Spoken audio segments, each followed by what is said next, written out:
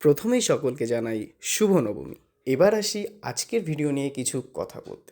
চাঁদপাড়ায় থাকবো আর চাঁদপাড়ার সেই viral কালিদির AC রেস্টুরেন্টে যাব না তা তো হতে পারে না। প্ল্যান ছিল দুপুরে যাওয়ার, কিন্তু আমরা যখন পৌঁছাই তখন ঘড়িতে বাজে রাত 11টা। আমি, রনি, অতনু আর আমাদের সাথে আরেকটা ভাই আকাশ। তো যাওয়ার পর অতনু তার 1.5 লাখ টাকা রেস্টুরেন্ট হয়ে আলট্রায় টাইম দেখে বলছে চলো এরপরে খাবার পাবো না। আর আমি লোকেশনটা বলি, এটা হলো দেবীপুর, বাদিকে এইদিকে হচ্ছে বনগা, তার টান দিকে এদিকে গেলে হচ্ছে চাঁদপাড়া, তার মাঝখানেই কালিদির সেই এসি রেস্টুরেন্ট। তো গুটি গুটি পায়ে এন্ট্রি নিতে দেখলাম নিচেও বসার জায়গা আছে, কিন্তু আমরা তো নিচে বসবো না, আমরা চলে গেলাম সোজা উপরে। আর উপরে যেতে গেলেই প্রথমে যেটা পড়ে ফার্স্ট ফ্লোরে সেটা ছিল এই এসি রুমটা।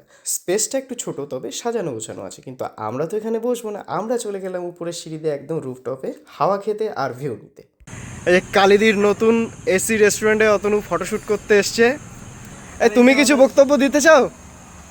এই যে দাদা। তো রনি একটু লজ্জা পেয়ে গেছে বলে আমি রনিকে ডাকলাম যে তাকা, এই যে এই মালটাকে দেখো।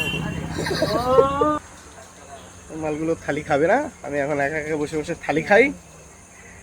দেখো বদনখানা। এত রাত ভেবেছিলাম হয়তো খাবার দাবার পাবো না, কিন্তু পুজোর সময় তো গিয়ে পেয়ে গেলাম চিকেন কাটলেট। আর 60 টাকা অনুযায়ী কিন্তু কাটলেটটা বেশ ভালোই ছিল। তো এরপর চলে আসলো আমার সেই চিকেন থালি, যাতে ছিল কি কি আইটেম, একটা ছিল বাঁধাকপির ঘাট, একটা ছিল আলু ভাজা, আর এরকম থিক ঘন ডাল। আর এগুলোর সাথে থাকবে 1 প্লেট চিকেন কষা। এই টোটালটা ছিল 150 টাকার একটা প্ল্যাটার। ও হো, সরি, আরও দুজন ছিল, এই পেঁয়াজ আর লেবু, যেটা দেখে অতনু বলছে রাজুদার আপেল পেঁয়াজ রাজুদার আপেল। মাখো পুরো এখানে গলে গেল মনে হচ্ছে। মুখে গলে গেল মানে না, কালিদির জিনিস তো ওই জন্য বেশ ভালো লাগছে টেস্টটা।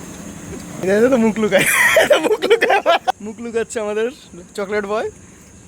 চকলেট বয়, তুমি একটু জাস্ট মুখে বলো, তোমায় নিচ্ছি না, তুমি মুখে বলো কেমন লাগছে। দেখাচ্ছে থামস আপ। মাসুম মাসুম চেহারা। এরপরে এখানে চিকেন সাটাচ্ছে, এরপরে গিয়ে শো সেটা আমার বিয়ে দেবো, কোনো মেয়ে টেয়ে থাকলে দেখো, এই যে আমার দাদা। তো এভাবে আমাদের গল্প চলতে চলতেই অতনুদের চলে আসলো চিকেন চাউমিন। ওরা যেহেতু থালি খাবে না, তো ওরা খেলো চিকেন চাউমিন। আর এদিকে আমি আমার সেই বাঁধাকপি দিয়ে, চিকেন কাটলেট দিয়ে, ভেজ ডাল দিয়ে কী যে বাইট বানালাম তা আমি নিজেই জানি না। এরপর সেই চিকেন কষার পালা। দেখতেও যেরকম সুন্দর লাগছে, খাওয়ার সময় কিন্তু মনে হয় একদম যেন বাড়ির খাবার খাচ্ছি। আর এই যে শুকনো লঙ্কার সাথে হালকা গ্রেভিটা মিক্স করে নিই, আর চিকেনটা কিন্তু বেশ ভালোই ফ্রেশ ছিল, কোনো রকম অতিরিক্ত তেল মশলা নেই, খেয়ে সেরকম কোনো অসুবিধা হবে না। তো আমাদেরও খাওয়া দাওয়া শেষ এবং আজকের ভিডিওটাও এখানে শেষ করলাম।